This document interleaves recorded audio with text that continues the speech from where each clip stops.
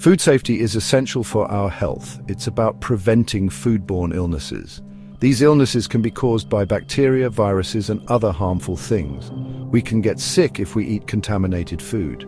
Safe food handling practices protect us from getting sick. Food poisoning can have serious consequences. Symptoms include nausea, vomiting, diarrhea, and fever. In severe cases, it can lead to hospitalization or even death. Vulnerable populations like children, pregnant women, and the elderly are at higher risk. By following proper food handling techniques, we can minimize these risks. Simple steps can make a big difference in preventing foodborne illnesses. Let's dive into the key principles of safe food handling. This essay will guide you through the essential practices for ensuring food safety. From receiving and storage to proper cooking temperatures and preventing cross-contamination, we'll cover it all. Let's embark on this culinary journey together and make food safety a top priority. Temperature control is crucial in food safety. When receiving food deliveries, check the temperature immediately. Use a calibrated thermometer to ensure cold foods are at 40 degrees Fahrenheit or 4 degrees Celsius or below. Hot foods should arrive at 140 degrees Fahrenheit or 60 degrees Celsius or above. Proper storage is equally important. Refrigerate perishable foods promptly. Store raw meats on lower shelves to prevent cross-contamination. Use airtight containers to maintain freshness and prevent odors. Label and date all stored foods. Practice the FIFO method, which stands for first in, first out. This means using older items before newer ones to reduce spoilage. Regularly check your refrigerator and discard any expired or spoiled foods. Remember, temperature fluctuations can create breeding grounds for bacteria. Maintain a constant refrigerator temperature of 40 degrees Fahrenheit or 4 degrees Celsius or below. Keep your freezer at 0 degrees Fahrenheit or -18 degrees Celsius or below for optimal food preservation. Thawing frozen foods safely is crucial to prevent bacterial growth. Never thaw foods at room temperature, as this can encourage rapid bacterial multiplication. Instead, opt for safe thawing methods. Refrigerator thawing is the slowest but safest method. Place frozen food in a container on a lower shelf to prevent drips. Allow ample time for thawing, typically 24 hours for every 5 pounds of food. Cold water thawing is a quicker method. Submerge the food in a leak-proof bag or container in cold water. Change the water every 30 minutes to maintain a safe temperature. Small items like chicken breasts can thaw within an hour using this method. Microwave thawing is convenient for smaller portions. Use the defrost setting and follow the manufacturer's instructions. Remember that microwaving can cook foods unevenly, so it's essential to cook the food immediately after thawing. Cooking food thoroughly is vital to eliminate harmful bacteria. Invest in a reliable food thermometer to ensure foods reach the safe internal temperature. Different foods require different cooking temperatures. For whole poultry, cook to an internal temperature of 165 degrees Fahrenheit or 74 degrees Celsius. This ensures that all parts of the bird are cooked sufficiently. For ground meats like beef, pork, and veal, cook to 160 degrees Fahrenheit or 71 degrees Celsius to eliminate harmful bacteria.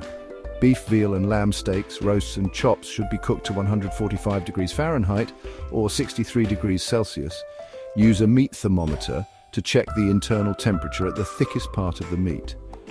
Allow the meat to rest for a few minutes after cooking to allow for carryover cooking. Fish should be cooked to 145 degrees Fahrenheit or 63 degrees Celsius or until it's opaque and flakes easily with a fork.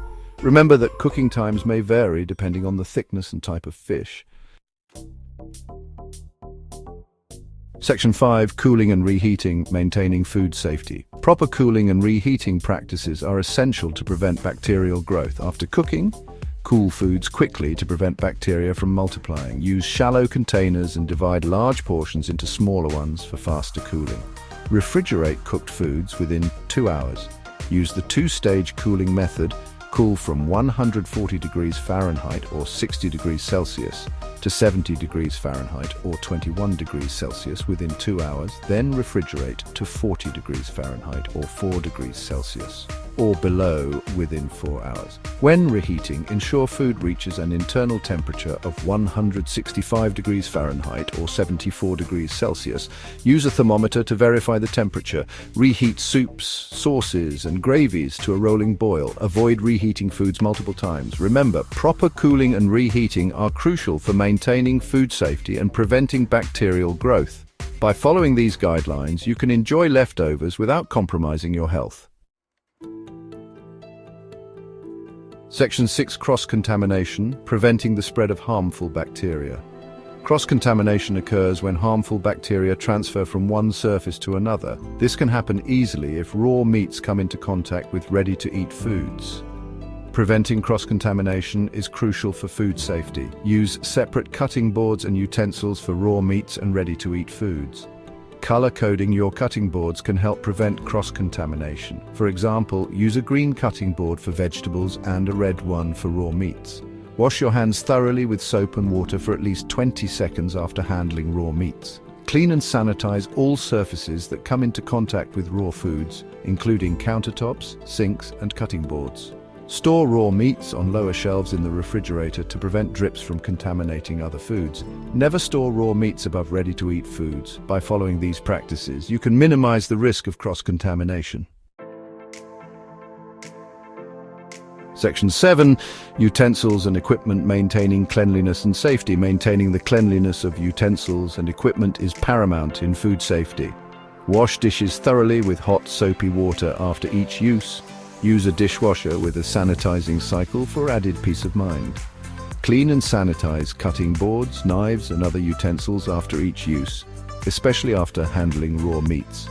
Use separate cutting boards for raw meats and ready-to-eat foods to prevent cross-contamination. Regularly clean and sanitize food storage containers to prevent bacterial growth. Wash dishcloths and sponges frequently or opt for disposable alternatives. Store clean utensils and equipment in a dry and sanitary location. By prioritizing the cleanliness of your utensils and equipment, you create a safer food handling environment. Remember, a clean kitchen is a safe kitchen. Section 8. Types of contamination, understanding the risks. Food contamination can occur in various ways, each posing unique risks to our health. Understanding these types of contamination can help us implement effective preventive measures. Microbial contamination is the most common type, caused by bacteria, viruses, and parasites. These microorganisms can multiply rapidly in food, especially in the temperature danger zone between 40 degrees Fahrenheit or 4 degrees Celsius and 140 degrees Fahrenheit or 60 degrees Celsius. Chemical contamination occurs when food comes into contact with harmful chemicals such as cleaning agents, pesticides, or heavy metals. Proper storage and handling of chemicals are crucial to prevent this type of contamination. Physical contamination involves the presence of foreign objects in food such as hair, glass, or metal fragments. These contaminants can cause injuries or pose choking hazards. Careful food handling and inspection are essential to prevent physical contamination. Allergen contamination occurs when food contains an allergen that is not declared on the label or is unintentionally added during preparation. Common food allergens include peanuts, tree nuts, milk, eggs, soy, wheat, fish, and shellfish. Section 9. Conclusion, a recipe for safe food handling. In conclusion, safe food handling is a fundamental aspect of maintaining good health and well-being. By adhering to proper practices, we can significantly reduce the risk of foodborne illnesses and protect ourselves and our loved ones. From receiving and storing food at appropriate temperatures to practicing meticulous hygiene and preventing cross-contamination, every step plays a crucial role. Thorough cooking, safe cooling and reheating, and mindful utensil and equipment hygiene are equally important. Understanding the different types of contamination empowers us to implement targeted preventive measures. By embracing these practices as an integral part of our culinary routines, we create a safer and healthier food environment. Remember, food safety is a shared responsibility. Let's all do our part to ensure that the food we prepare and consume is both delicious and safe. By prioritizing food safety, we invest in our well-being and create a healthier future for ourselves and generations to come.